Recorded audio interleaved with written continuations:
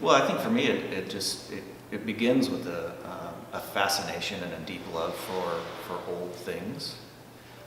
There's just a quality, that history. I think that time is kind of becomes saturated in these objects, and they become wealthier in a way. Mm-hmm. And we're always looking back at history, at forms, shapes, patterns, surfaces. All those things become like little clues or tags that we're pulling into our work. Like we're always looking at Meissen, porcelain, Nymphenburg, Sèvres.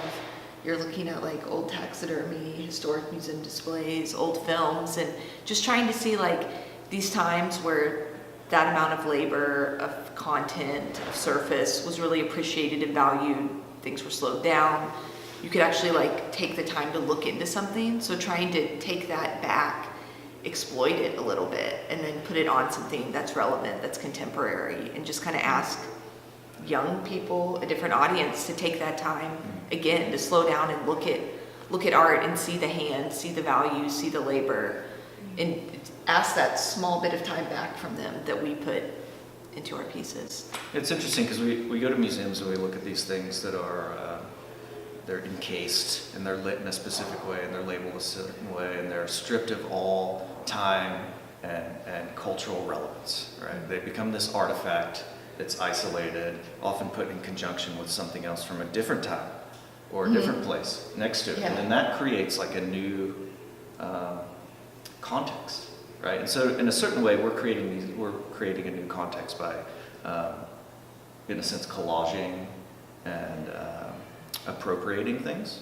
and putting them in a new setting.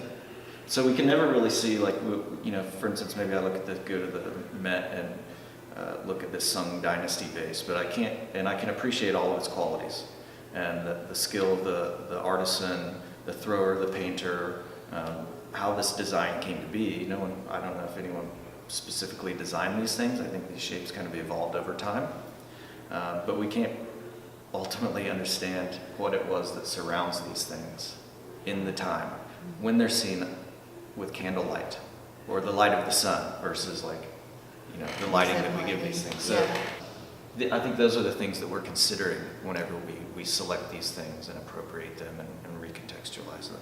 But yeah, and open it back up for someone to come look at it, to look close, to examine it, to see the evidence of the hand.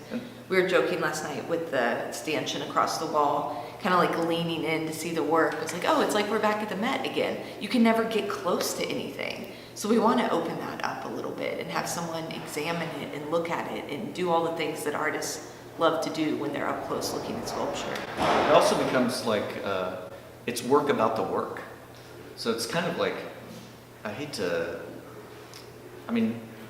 it's postmodern, really, right? It's reflective on itself and recontextualized and rearranged. Mm-hmm.